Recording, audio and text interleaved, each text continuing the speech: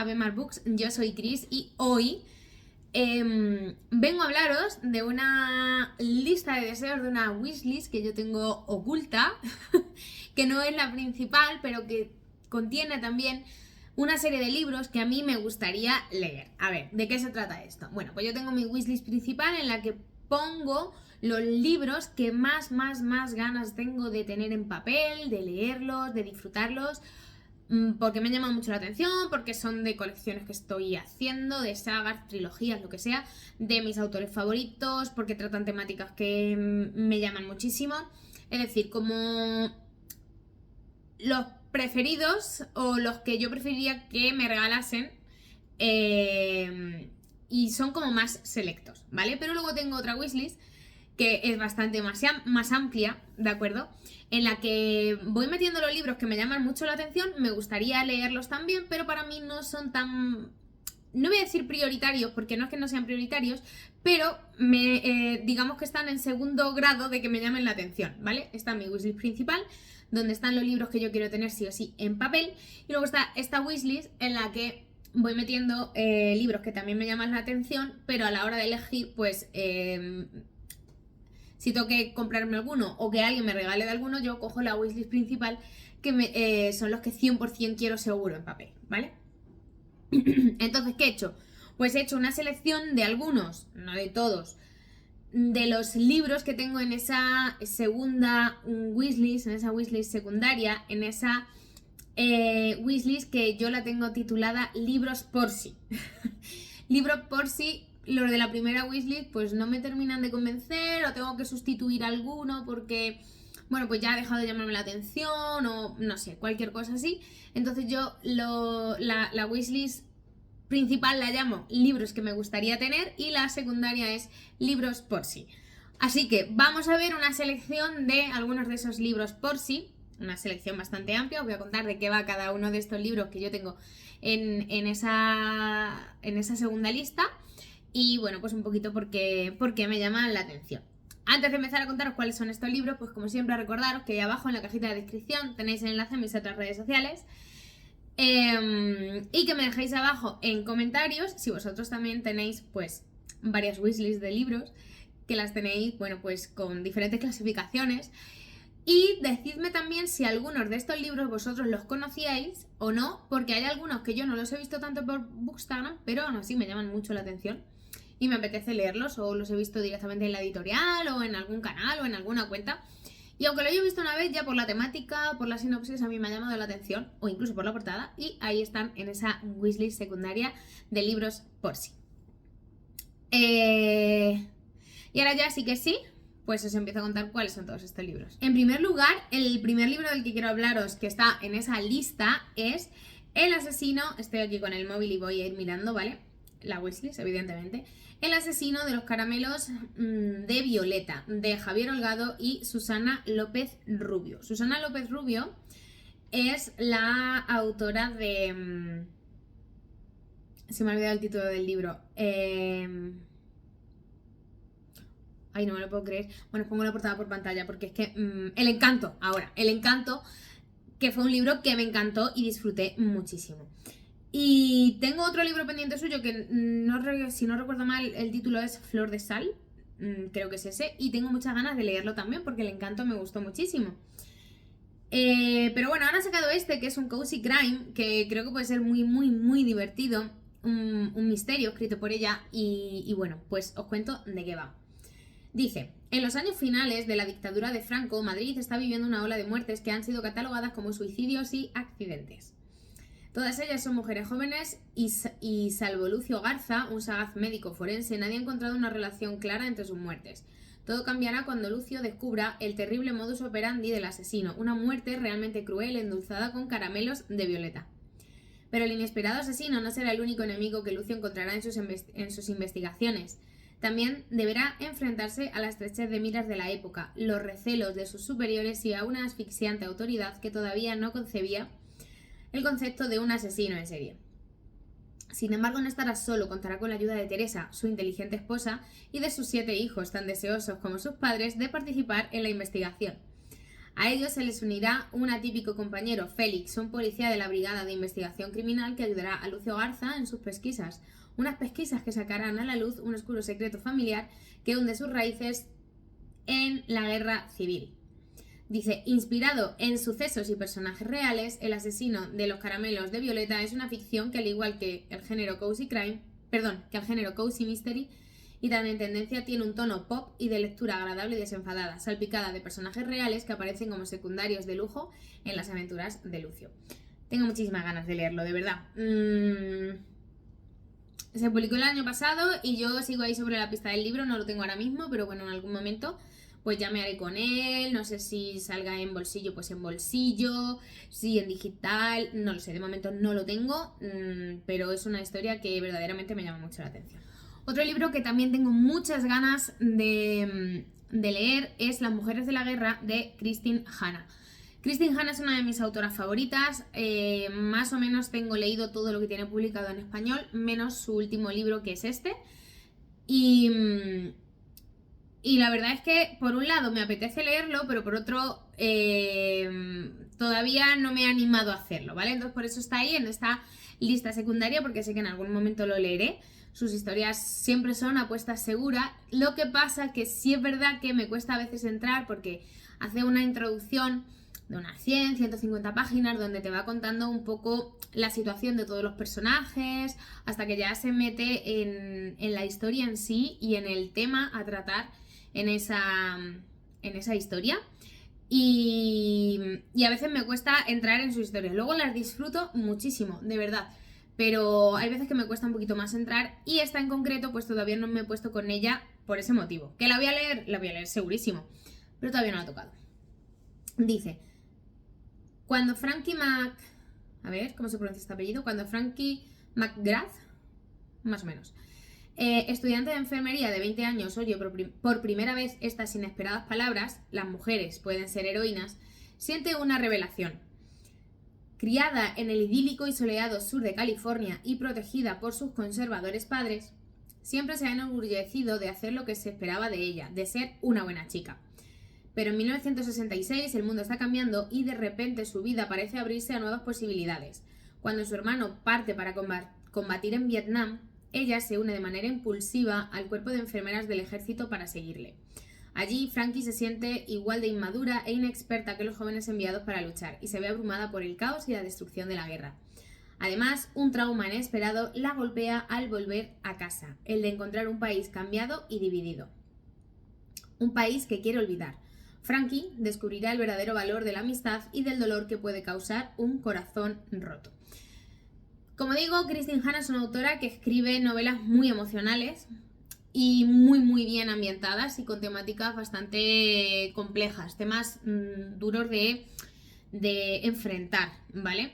Y bueno, no sé con qué temática nos vaya a sorprender en esta historia, porque sí, vamos a tener una ambientación dentro de un conflicto bélico, que ya hemos en sus historias ya hemos tenido varios, pero yo no sé qué tema complejo de las relaciones humanas o de situaciones duras por las que en algún momento podemos llegar a pasar va a tratar en este libro, porque no creo que sea únicamente el tema de la guerra.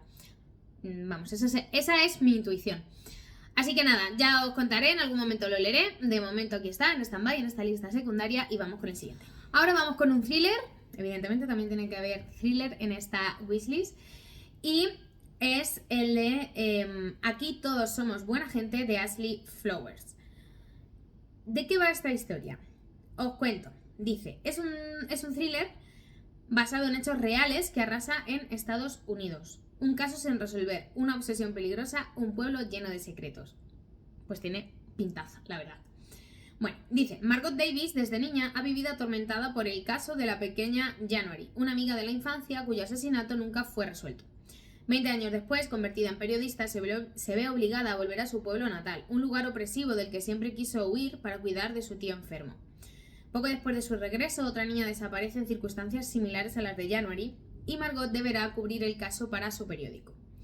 Sin embargo, obsesionada por los fantasmas del ayer, decide investigar ambos casos en paralelo, enfrentándose a una comunidad que no quiere remover el pasado.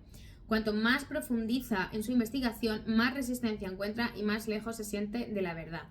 ¿Está su obsesión llevándolo a cometer errores en su trabajo o está realmente tras la pista de un asesino? ¿Qué riesgos corre al desenterrar secretos ocultos durante más de 2 décadas? Y ahora dice, inspirada en un caso real, Aquí todos somos buena gente es un thriller inquietante y lleno de tensión que plantea la perturbadora pregunta ¿de qué son capaces nuestros vecinos cuando piensan que nadie los observa?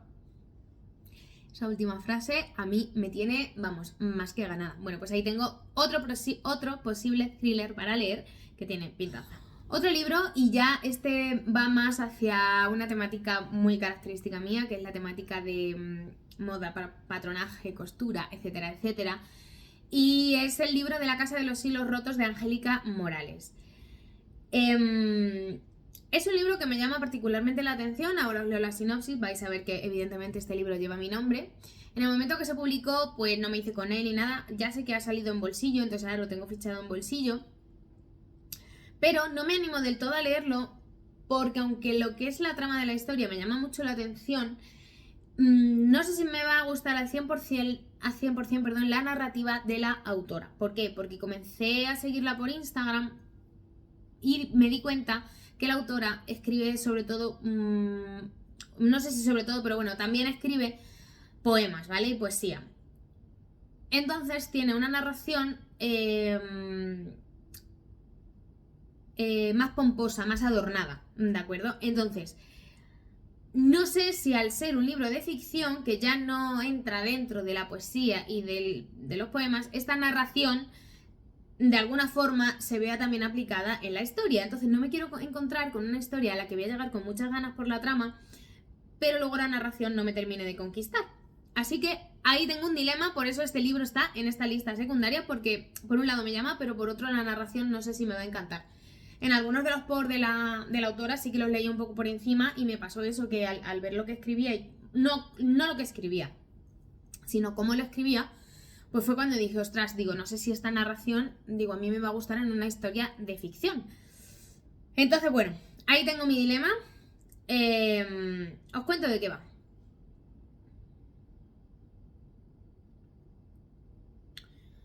Vale, Oti Berger, una joven húngara procedente de una acomodada familia judía, sueña con estudiar diseño textil en la escuela de arte vanguardista más importante del momento, la Bauhaus. Amante del telar que ya manejaba su madre, Oti quiere por encima de todo abrirse paso como mujer en el mundo artístico de la Alemania entre guerras.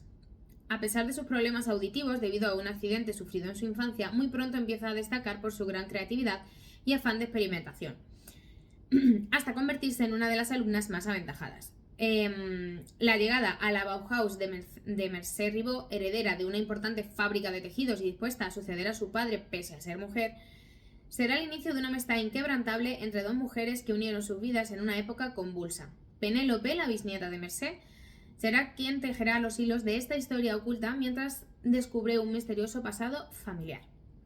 Un canto a la libertad, al arte y a la memoria de todas las mujeres olvidadas. Tiene una pinta increíble, es una temática que a mí me gusta mucho.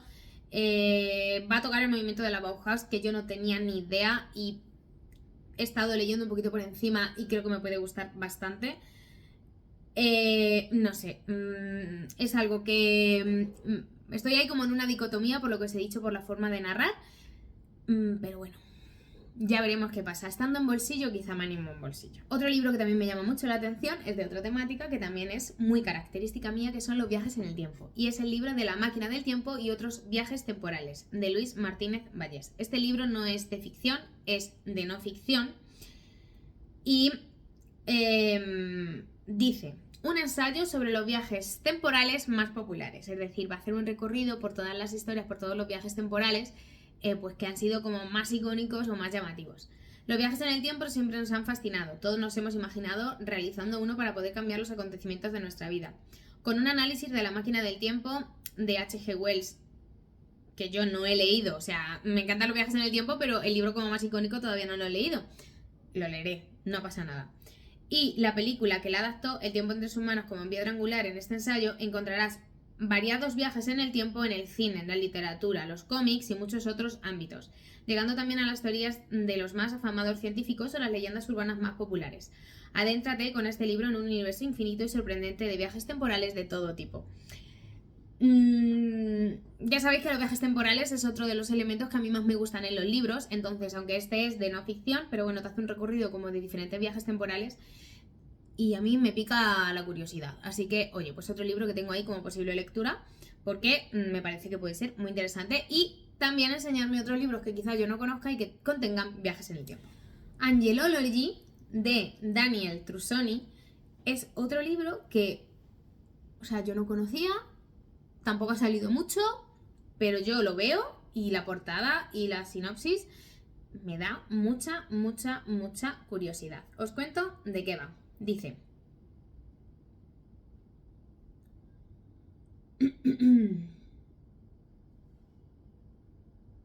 esta épica aventura nos presenta el enfrentamiento entre una sociedad secreta y las criaturas más oscuras del cielo. Una antigua guerra, que vuelve a estallar en nuestra época. Había gigantes llamados Nephilim en la Tierra en aquellos días. Los Nephilim, si no recuerdo mal, salen en Cazadores de Sombras. No lo tengo muy fresco, pero creo que sí. Y ese es uno de los motivos por el que esto también me ha llamado un poquito más la atención. Dice: la hermana Evangeline era apenas una niña cuando la dejaron bajo la custodia de las hermanas franciscanas de la Adoración Perpetua, en el norte del estado de Nueva York. Ahora, con 23 años, Evangeline descubre una carta que envió la famosa filántropa Abigail Rockefeller a la difunta abadesa del convento de Santa Rosa. Este descubrimiento sumergirá a Evangeline en una historia secreta de milenios de antigüedad, un antiguo conflicto entre la sociedad de los angelólogos y los descendientes tremendamente bellos de los ángeles y los humanos, los Nephilim. Estas criaturas, antaño poderosas, ansían descubrir los secretos que alberga la correspondencia entre Abigail Rockefeller y la abadesa, pues pretenden perpetuar la guerra, revertir la bondad del género humano y dominar la humanidad entera. Generaciones de angelólogos han dedicado sus vidas a detenerlos en una misión común que Evangeline está destinada a compartir y que se extiende desde su bucólica abadía a orillas del Hudson hasta las cumbres de la riqueza más aislada de Nueva York, pasando por el cementerio de Montparnasse en París y por una cordillera montañosa en Bulgaria. Angelology supone todo lo que quiere cualquier lector, un thriller inteligente, vertiginoso y seductor, con un gran sentido de la localización y personajes emocionalmente cautivadores. Una historia satisfactoria tejida con gran habilidad. Es que tiene pintaza, o sea, no es el típico libro que yo suelo leer, es bastante diferente a lo que yo leo de forma habitual, pero eso es lo que me atrae de este libro, que es distinto y a veces pues hay que salir de la zona de confort. Las manos cálidas de los fantasmas, de Catherine Arden, es otro libro que me llama bastante la atención. ¿Qué pasa? ¿Por qué está en esta lista secundaria? Bueno, pues porque aunque toca un poco un tema paranormal, que puede ser bastante interesante, pero si no recuerdo mal esta sinopsis, vamos a estar en temas de conflicto bélico, ¿vale? Entonces, como estoy un poco, que ahora mismo temas de Segunda Guerra Mundial, guerras, etcétera, etcétera, no es lo que más me atrae, de vez en cuando sigo leyendo alguno porque es un tema que me gusta, pero ahora mismo me apetecen más otras cosas, pues está ahí como en esa lista secundaria. De todas formas, os cuento de qué va porque yo sé que acabaré leyéndolo, porque pinta muy interesante. Dice: en un mundo destruido por la guerra, dos hermanos harán lo imposible por encontrarse. Noviembre de 1917. El soldado canadiense Freddy Even se despierta tras una explosión y se encuentra atrapado debajo de un polvorín junto a un soldado enemigo de origen alemán. Contra todo pronóstico, los dos hombres establecen una conexión y consiguen salir a la superficie excavando. Pero en cuanto están en tierra de nadie, se dan cuenta de que no tienen lugar al que ir donde no les disparen por desertores. Mientras la matanza sigue su curso, se encuentran con un violinista que parece tener el poder de hacer que el infierno que los rodea desaparezca. ¿Pero a qué precio? Y ahora, unos meses después, en enero de 1918, Lauren Even viaja hasta la zona prohibida de la Primera Guerra Mundial en Bélgica. Se ha presentado voluntaria como enfermera de un hospital privado, pero el motivo real para estar allí es encontrar a su hermano, Freddy, que está desaparecido. Poco después de llegar, oyó rumores de fantasmas que se mueven entre los que todavía siguen con vida y de un extraño hombre conocido como el violinista cuya música ofrece a los soldados la bendición del olvido. ¿Acaso Freddy se ha encontrado con él? Y de ser así, ¿dónde está? Y ahora dice: una novela de un alcance y carga dramática impresionantes, con un asombroso uso de la documentación histórica. Las manos cálidas de los fantasmas hablan sin tapujos del trauma de la guerra y de la capacidad de amar, perseverar y superarse de los que se ven implicados en ella. Me llama mucho la atención, es un conflicto... Sí, nos vamos a un conflicto bélico, pero creo que puede ser bastante diferente, una historia distinta, por el tema de ese violinista que hace olvidarse de lo que han visto, lo que han vivido a los soldados. Y bueno, como digo, pues ese toque distinto es lo que me atrae de este libro. Así que bueno, veremos si llego a leerlo. Ojalá que sí. Eso es que he tenido tiempo. Así que nada, os voy contando. Otro libro que me llama muchísimo la atención desde hace bastante tiempo, y este lo he nombrado en algún momento, es La Anomalía, ¿vale? Ya ha salido en bolsillo y bueno, pues ahora yo creo que ya es el momento de que yo me haga con él. Para quien no sepa de qué va, pues yo se lo cuento de nuevo. Dice...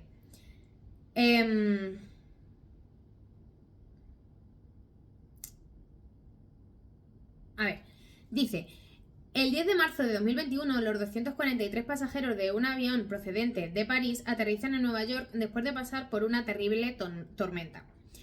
Ya en tierra, cada uno sigue con su vida. 3 meses más tarde, y contra toda lógica, un avión idéntico, con los mismos pasajeros y el mismo equipo a bordo, aparece en el cielo de Nueva York. Nadie se explica este increíble fenómeno que va a desatar una crisis política, mediática y científica sin precedentes, en la que cada uno de los pasajeros acabará encontrándose cara a cara con una versión distinta de sí mismos. O sea, aquí nos vamos a encontrar pues una distopía, vamos, yo creo que se puede catalogar en distopía, y me llama mucho la atención. Aparte, este inicio con el avión y tal me recuerda mucho a la serie de Lost, que yo fui súper fan cuando la estuve viendo.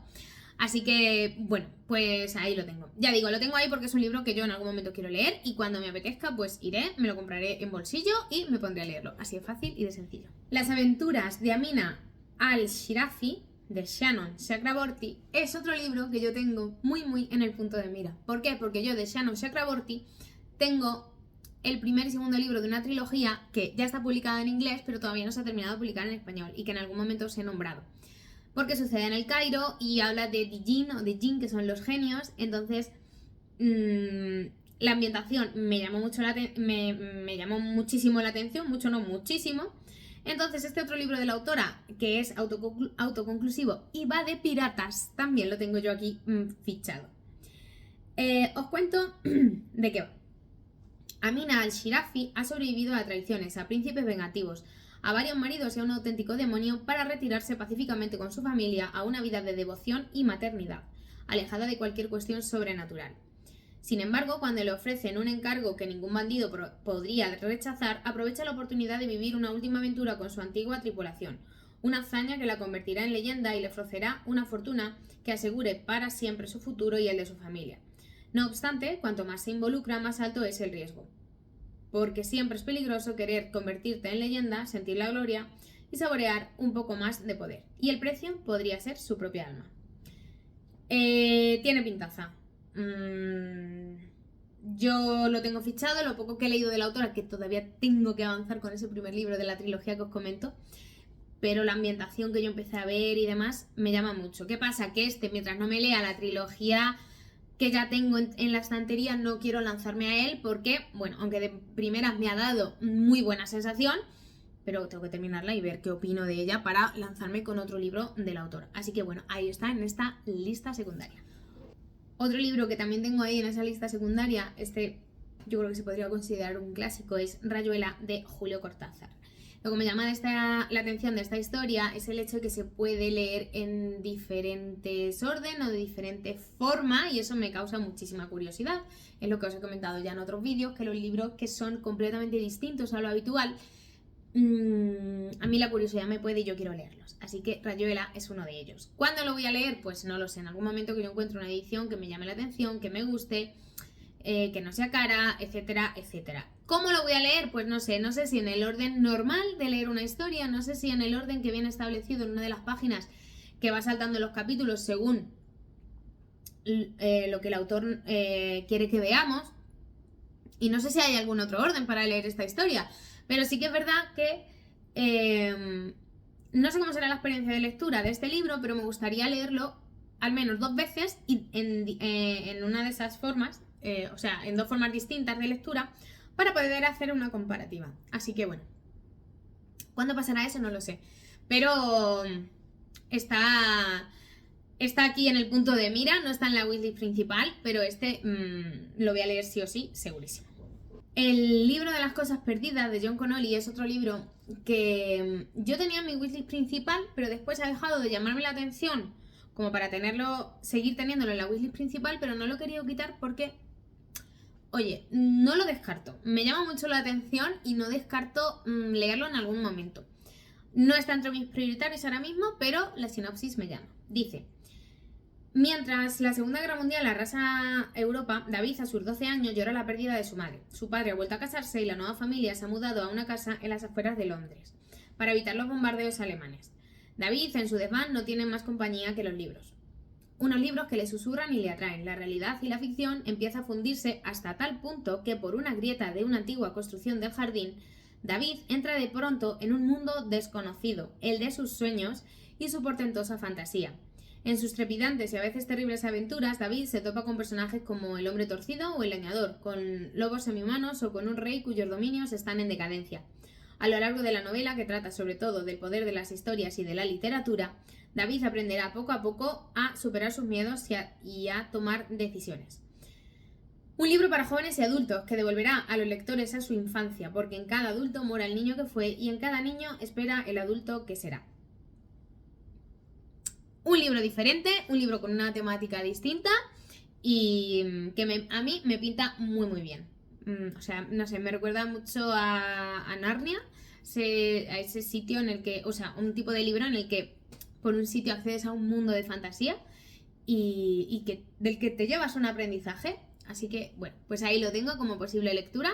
No está entre mis prioritarios, pero no está descartado todavía. Ya por último, otro libro que os tengo que nombrar, que está en mi lista de libros por sí, es un libro que se encuadra dentro del Dark Academia, que es un género que yo todavía no he leído mucho, pero que me llama bastante la atención. Y no es El secreto, que ese ya lo tengo en la estantería, sino que es el de Todos somos villanos, de M.L. Río. ¿De qué va esta historia? Dice: el día que Oliver Marks cumple su condena, el hombre que lo metió en la cárcel está esperando a la salida. El detective Colborne quiere saber la verdad y después de 10 años, Oliver finalmente está listo para contársela. Una década atrás, Oliver es uno de los 7 actores shakespearianos